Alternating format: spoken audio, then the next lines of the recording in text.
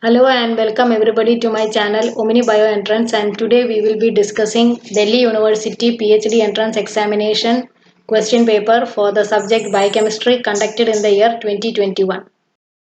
So coming to the first question. Which is correct for yeast 2 hybrid system? So GAL4 activation domain and DNA binding domain interact spontaneously. GAL4 activation domain and DNA binding domain interact only with the help of other interacting proteins. GAL4 activation domain and DNA binding domain interact only if the two interacting partners are less than 50 kDa. GAL4 activation domain and DNA binding domain cannot be used unless modified by mutagenesis. So firstly, in a yeast 2 hybrid system, the transcription factor okay. Before that, yeast 2 hybrid system is used for detection of protein DNA interactions. Okay. Now transcription factor binding to DNA is one example. So firstly the transcription factor, it is broken into two parts, that is DNA binding domain and catalytic activation domain. Okay. Now the DNA binding domain, it is fused to a protein of interest called as the bait. That can be an enzyme or a receptor, that is called as the bait, that is given here. GAL-BD, that is the binding domain. Okay, this is the DNA binding domain. It is attached to a enzyme or a receptor, and it is called as the bait. Then the activation domain, this is the activation domain AD, GAL4 AD. This is the activation domain. It is fused to a number of prey particles. That is, they are potential binding partners for this particular enzyme or the receptor. So these are the various ligands which are bound to activation domain. Now if the bait and the prey, now if on in yeast 2 hybrid system, if the bait, that is this one, and the prey, that is this one, that is the DNA binding domain and activation domain, they interact because of these two interacting proteins, that is enzyme and substrate or ligand and receptor, then it will result in the transcription of the reporter gene. But if the bait and the prey, suppose if this is the prey and this is the bait, it is not complementary to this particular bait. This prey structure is not complementary to this particular bait structure, so they will not interact and it will not result in transcription of the reporter gene. So out of these options, GAL4 activation domain and DNA binding domain interact only with the help of other interacting proteins. That is correct. Answer is option 2. The next one, which is true for rate zonal centrifugation? Now, zonal centrifugation is a centrifugation technique to effectively separate particles of different sizes. And the tube, it is filled with the different concentration of sucrose or any other solute also can be used, not only sucrose, establishing layers with different densities and viscosities, and resulting in the formation of a density gradient. Then the layer of particles will be added, the larger particles will be able to travel to the bottom layer because they are more massive or more dense. The greater mass allows the particle to travel through the layers with a greater viscosity. Now the smaller particles, they will remain at the top as they lack the mass or density to travel through the more viscous layers. Once the centrifugation is over, fractions are collected. So what is true of rate zonal centrifugation is the density of sample is greater than the density of gradient. That is why it is able to move through the layers of sucrose gradient with greater viscosity. So answer is option 1. Then the mandatory requirement in FRET studies is, so the excitation first is Foster or fluorescence resonance energy transfer, in which energy of the excited molecule, that is this one. This one, energy of the excited molecule. This is the donor molecule, the energy of that excited molecule. This is the excitation wavelength of the donor, and the energy of the excited molecule, that is the donor, pass directly to a nearby molecule, the acceptor, without emission of a photon, exciting the acceptor. So here, after excitation of the donor molecule with 433 nanometer wavelength, it is giving out an excitation energy of 476 nanometer, which is directly used by the acceptor molecule, and here photon is not given out by the donor, but instead this particular energy, it is or this particular wavelength is usually directly passed to the acceptor instead of emission of a photon. So the answer here is option 1, that is the excitation wavelength of the acceptor should overlap with the emission wavelength of the donor. Answer is option 1. So next one. A study was conducted to compare the proteome of normal individuals and cancer patients to identify new biomarkers for cancer. The study employed a 2D DIG, that is two-dimensional differential gel electrophoresis, by labeling the normal samples with CY3, and that is this one, green colored one, and cancer patient sample with C5, that is the red colored one in the picture. These two. And the CY2 labeling was also employed in the experiment because now the 2D differential gel electrophoresis allows for simultaneous separation of up to 3 samples on one gel. So up to 3 samples can be separated on a one single gel using this differential gel electrophoresis.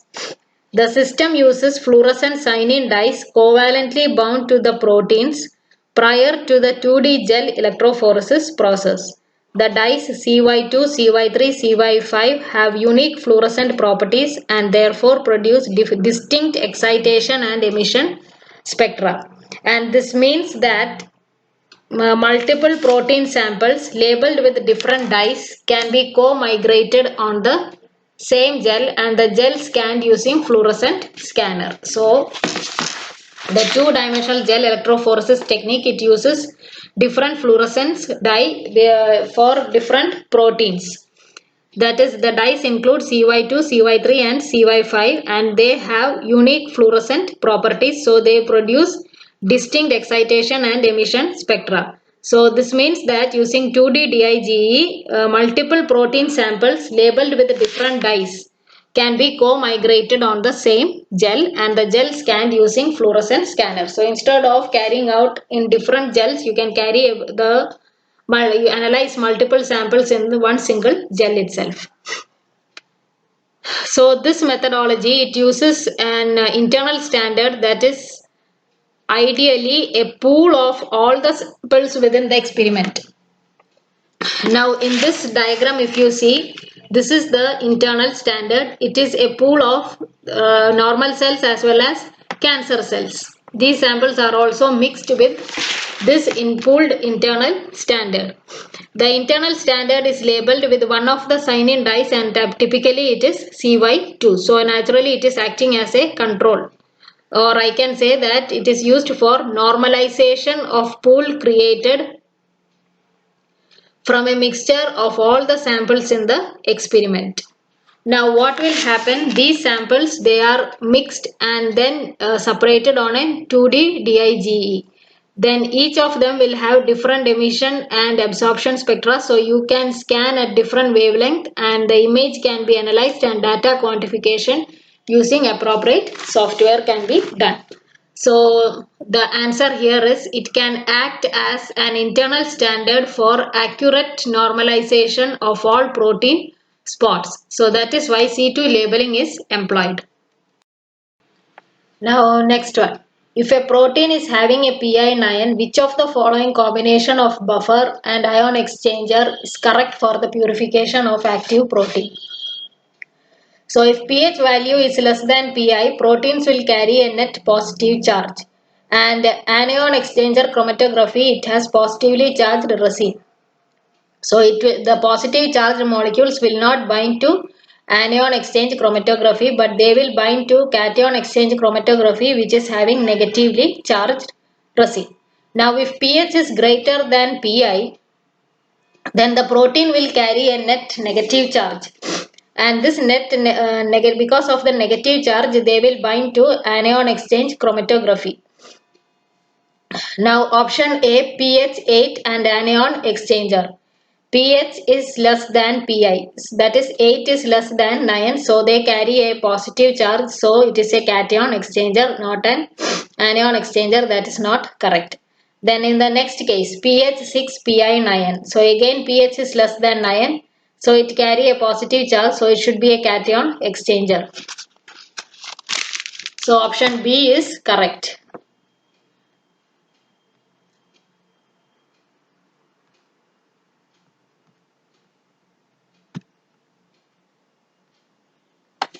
Then next one.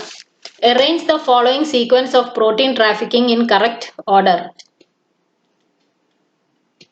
So protein synthesis in endoplasmic reticulum, that will be first one. Then quality control of the proteins. Then export of proteins from endoplasmic reticulum to Golgi. Then sorting of endoplasmic resident proteins and oil-linked glycosylation of proteins. So answer is option 2. So coming to the next question, the core ingredients of a dissertation are. So the core ingredients, they include introduction, literature review, research methods, results, discussion, conclusion and bibliography.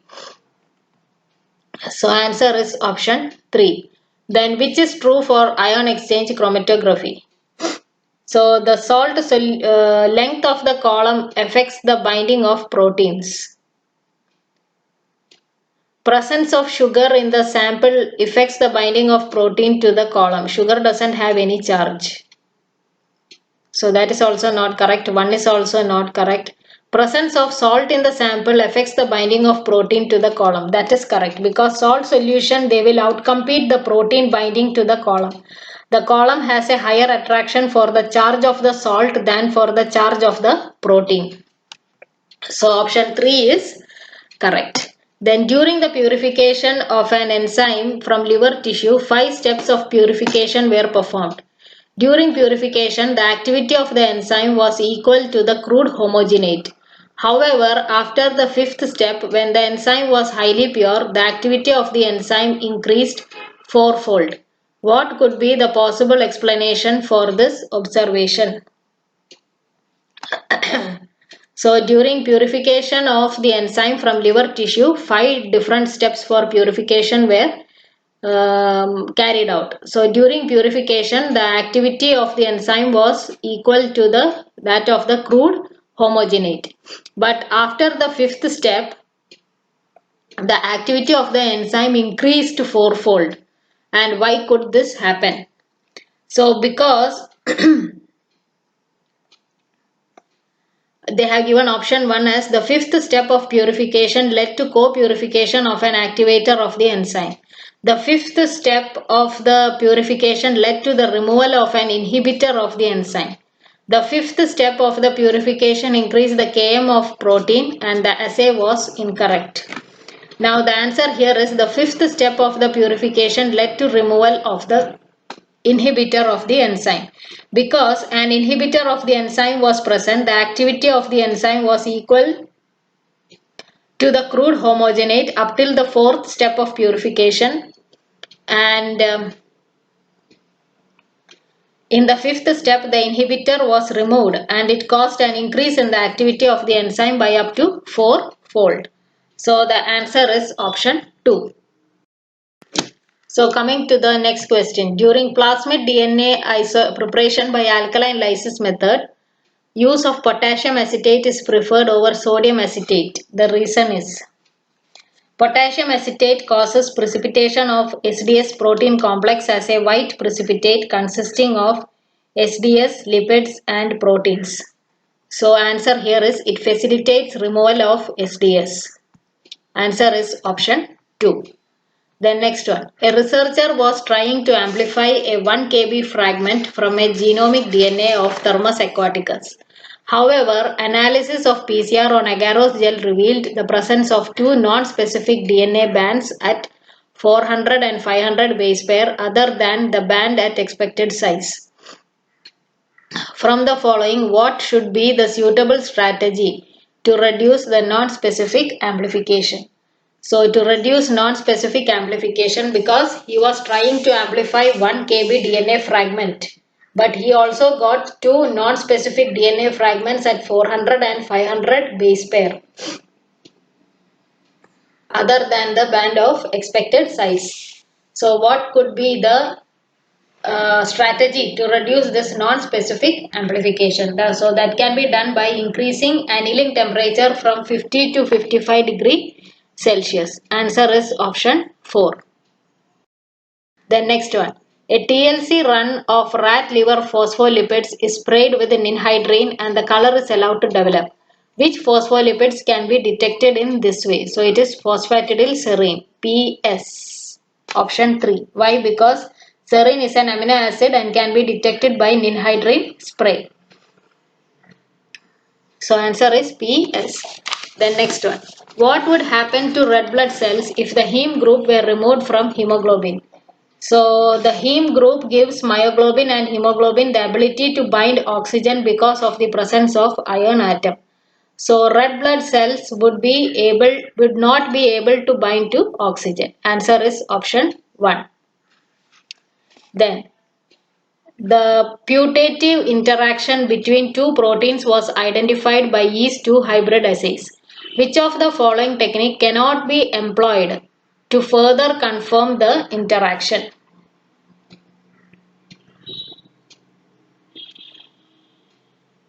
So option 1, 2 and 3, that is pull down assay, fluorescence resonance energy transfer analysis and protein microarray are used to detect protein-protein interaction. And electrophoretic mobility shift assay, it is used to detect protein DNA interaction. And what they have told, the putative interaction between two proteins was identified by yeast-2 hybrid assays. Which of the following technique cannot be employed to further confirm the interaction? Since 1, 2 and 3 they show detect protein-protein interaction, they can be employed. But electrophoretic mobility shift assay or EM assay, it is used to detect protein DNA interaction, so it cannot be used. So answer is option 4. Then, is there a difference between oncogene and tumor suppressor gene? So answer here is yes. Oncogenes are mutated versions of genes that promote abnormal cell division, such as RAS and MYC, whereas tumor suppressor genes normally hold cell division in check then when it is not appropriate. So answer is option 3. Then next one. A 260 by 280 ratio of a DNA sample was observed to be 1.2. An increase in this ratio can be obtained by subjecting the DNA sample to. So a ratio of 1.8 shows a pure DNA, a ratio of approximately 2, it shows pure RNA, and a ratio of approximately 0.6, it shows that of a protein. So the ratio is 1.2 and you need 1.8 for pure DNA. So to obtain pure DNA, you have to purify the sample using phenol extraction or trichloroacetic acid treatment. So both A and B. Answer is option C.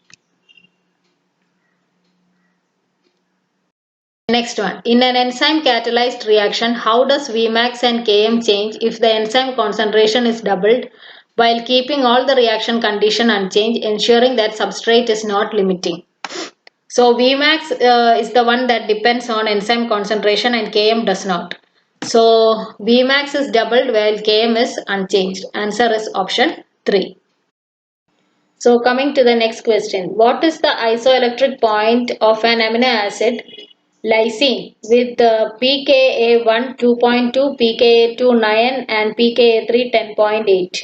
So this question I have referred to a YouTube channel where he has explained the calculation of Pi in very simple terms. So I have given the link in my description box. You can refer it for explanation.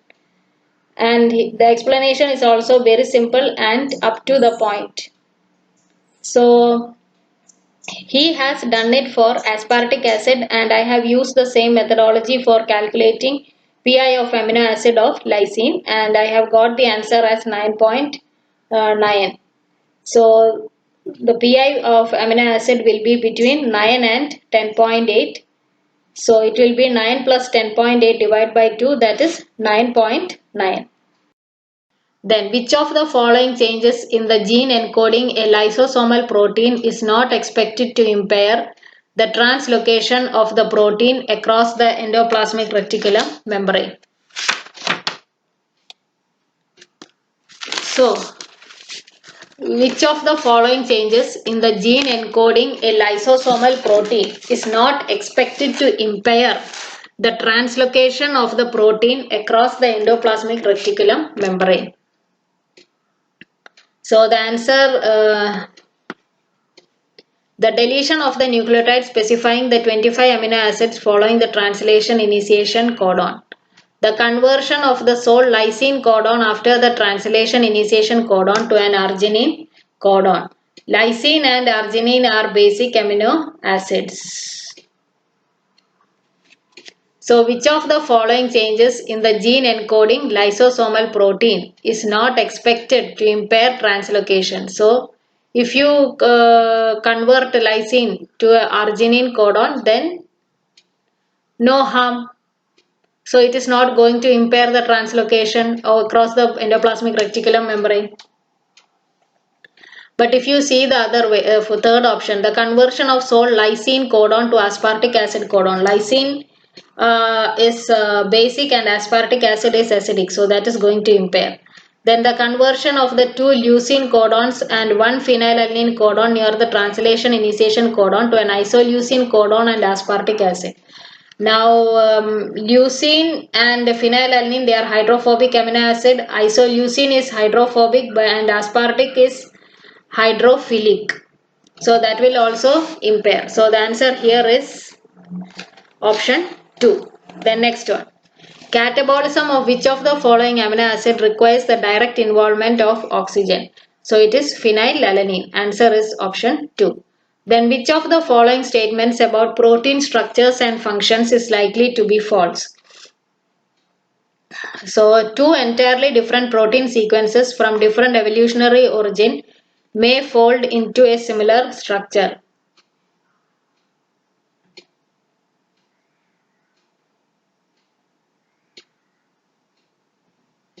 Then next one. Two proteins that share significant degree of sequence similarity either with each other or with a third sequence also share an evolutionary origin and should share some structural features also. So that is also correct. Then next one.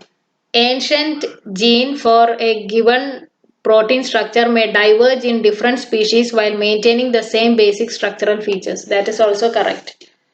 Then proteins that are members of the same family are likely to have same three-dimensional structures but with different functions.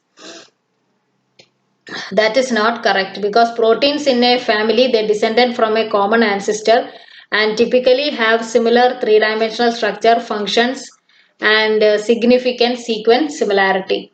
So the answer here is option 4. That is the false statement. Then next one. Which of these are employed for preparing IEF columns? So it is ampholytes that are used. Answer is option 1. Then next one. A student is carrying out PCR based site directed mutagenesis of a 1 kb gene that is cloned in a cloning vector plasmid. The total size of the plasmid is 8 kb. The student had repeatedly tried to perform the mutagenesis experiment. However, there is no success. Which option of the following can be tried with the help in obtaining mutants? So, if now the student, he has used a plasmid of about 8 kb. So if you use a larger plasmid, you can never be sure if besides the desired point mutation, you also get some other unknown mutation in the plasmid backbone. So it is always better to go for a plasmid which is smaller size. So the answer here will be option 1, that is gene can be cloned into a much smaller size plasmid. Answer is option 1. Then next one, which of the following is not true about e-journals? They are distributed through digital methods. Yes. They also have editors or editorial boards. Yes. They are publications of serial nature. Yes. They are always free. They are not always free. Answer is option 4. Then next one. A pure insulin preparation is subjected to reducing SDS page. How many bands will be seen upon staining the gel? So insulin, it is composed of two peptide chains, that is A and B chain, and these two chains, that is A and B chains, they are linked together by disulfide bonds. So when subjecting to SDS page, that is reducing SDS page, you are naturally adding beta mercaptoethanol or DTT, which will reduce the disulfide bonds. So you will get two bands on staining the gel. They both have different molecular weight.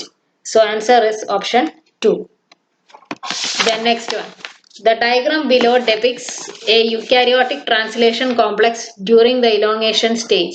Which of the following labels is incorrect?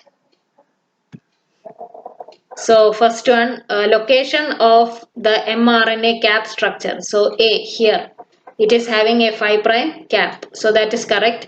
Direction of the ribosome movement 5' to 3', that is B is also correct. Anticodon of a tRNA molecule, that is C, that is also correct. Carboxy terminus of the growing polypeptide chain is E. So E is not correct because it is not carboxy terminus, it is the N terminus of the growing polypeptide chain. So the answer which is marked as wrong is option 4. Answer is option 4. Then next one, electrophoresis of histones and myoglobin under non-denaturing condition results in. So at pH 7, histones have a positive charge while the myoglobin has a negative charge. So histones migrate to the cathode and myoglobin migrate towards the anode. So the answer is option 3. Next one. A protein undergoes post-translational modification in an experiment to identify the nature of modification. The following experimental results were obtained. Protein moves more slowly in an SDS page. Isoelectric focusing showed that there was no change in the PI. Mass spectrophotometric analysis showed that the modification was on serine. The modification that the protein undergoes is likely to be. So first one, that is we will see for glycosylation. So or glycosylation, it occurs post-translational on serine and threonine side chains in the Golgi apparatus. So the modification was on serine, that is 3 goes for glycosylation.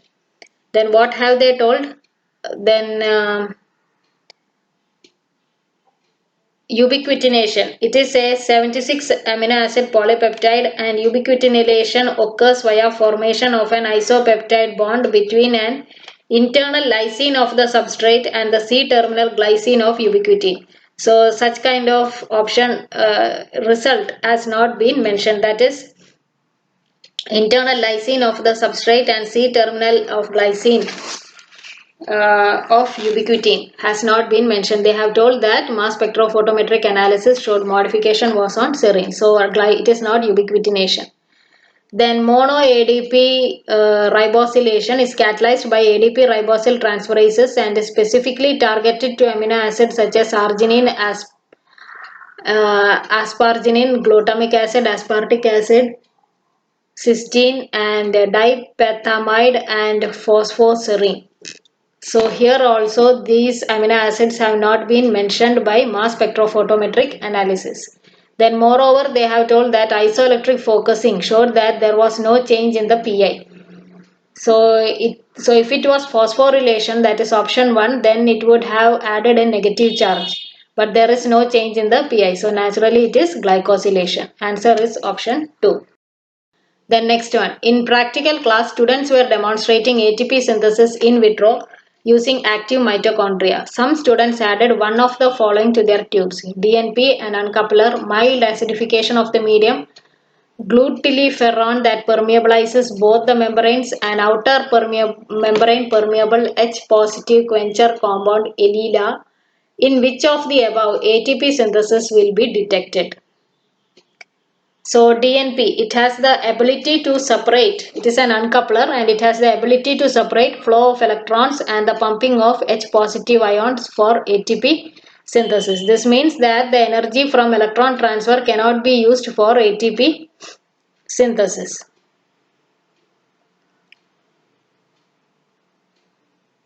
Then next one, glutathione that permeabilizes both membranes. So if we use glutathione, it will permeabilize both outer and inner membrane. So H positive ions accumulated in the intermembrane space will move out of mitochondria as the outer membrane is also permeable, and this results in no charge difference and ATP and no ATP synthesis. Then if you see the fourth case, that is an outer membrane permeable H-positive quencher compound, ELILA.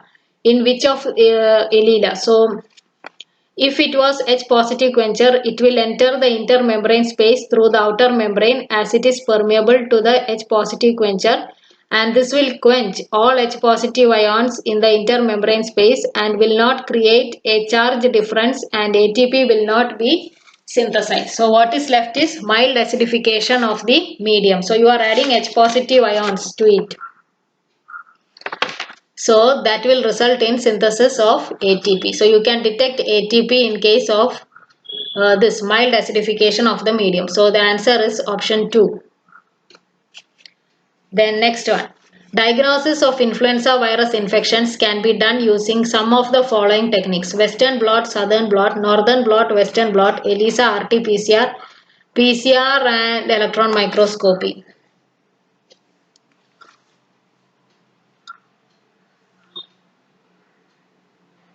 So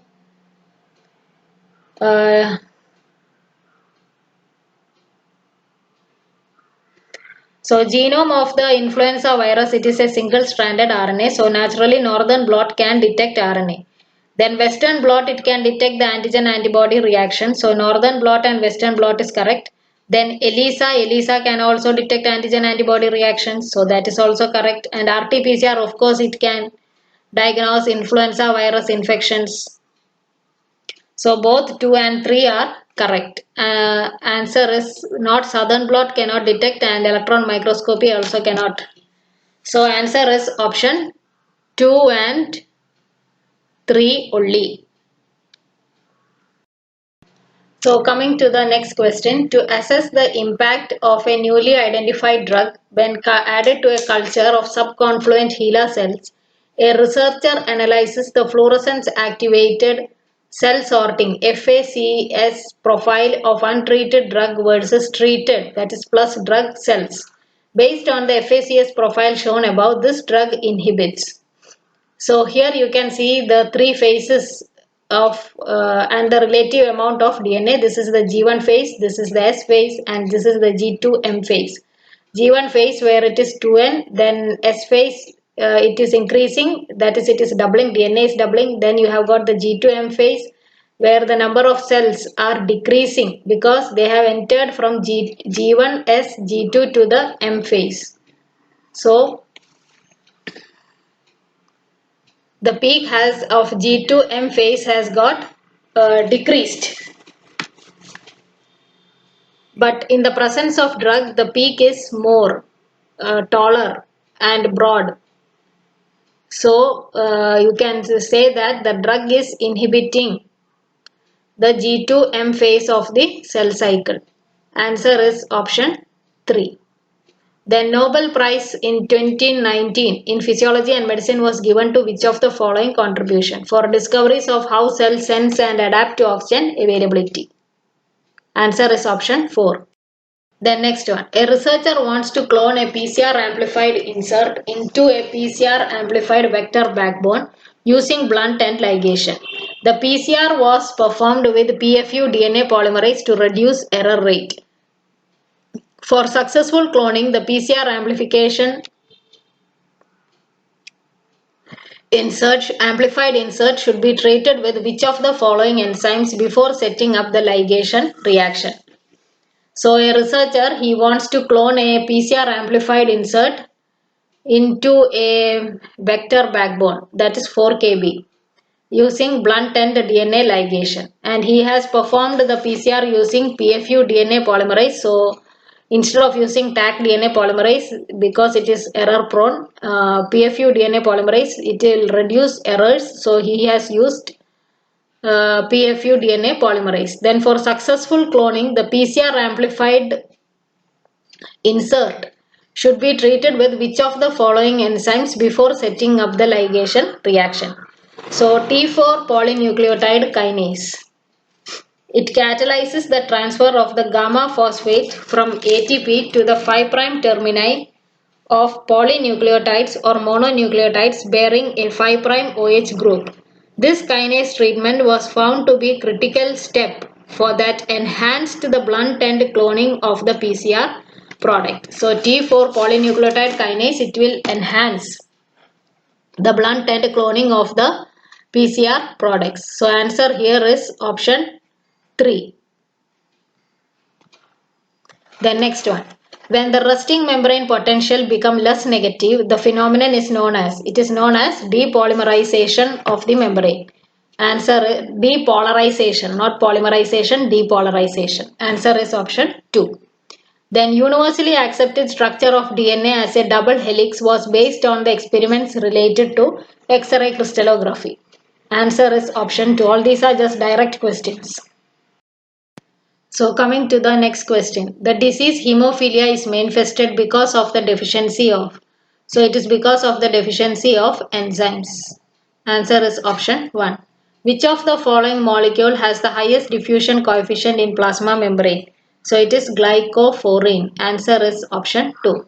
The observation that plasma membrane protein mix after cell fusion provides evidence for. It provides evidence for the fluid mosaic model of the plasma membrane. Answer is option 3. The dolicol pyrophosphoryl oligosaccharide is formed on the endoplasmic reticulum membrane. Two-dimensional gel electrophoresis is a technique for separating proteins based on both charge and mass. Answer is option 3, because in the first dimension the proteins are separated by their pi value, that is the charge, and in the second dimension by the relative molecular weight.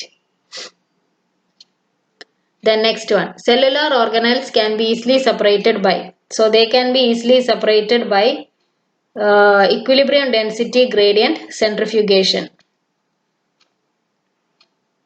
So this equilibrium density gradient centrifugation, it allows particles in a solution to reach equilibrium where the density of the particle equals the density of the solution around them. So the answer here is option 4. Fluorescence microscopy is based on the ability of certain molecules to absorb light of a given wavelength and emit light of a longer wavelength. Answer is option 3. Then an IgG and an IgM sample against human red blood cell surface antigens were treated with beta-mercaptoethanol independently. So beta-mercaptoethanol, it will reduce the disulfide bonds. And tested, now IgG and IgM, they are having disulfide bonds in their structure. Okay. And tested for agglutination of human red blood cells with the view to check the heme agglutination titer of the two samples. Which of the results below is correct in the contest? So 2-mercaptoethanol, it will destroy the interchain sulfahydryl bonds of gamma globulins. IgM antibodies treated in this way, they lose their ability to agglutinate red blood cells, while IgG antibodies do not. So the answer here is the titer of IgM was found to be drastically decreased in comparison with that of IgG remaining unaltered. So answer is option 1. The next one. A lectin can bind to plasma membrane vesicle if it is right side out. Answer is option 1. What is the activated reactant in the biosynthesis of phosphatidylinositol from inositol? It is CDP diacyl glycerol. Answer is option 2. Next one. Which is the best method to determine the phospholipid asymmetry in plasma membrane? So it is TLC. Answer is 4. Then fluorescence recovery after photobleaching FRAP is a powerful technique for calculating. So it is a powerful technique for calculating the diffusion coefficient of membrane lipids and proteins. The next one. In the patch clamp technique, ion movement is measured by the. So it is measured by the number of electrons that move through ion channel. Answer is option 4. Then which of the following is not covered under intellectual property rights? It is thesaurus. Answer is option 4. So thank you for watching my channel. Please do like, share and subscribe. Those preparing for CSIR, DBT, ICMR can also refer to these questions from Delhi, not only Delhi University, other universities also I have done PhD entrance examination papers.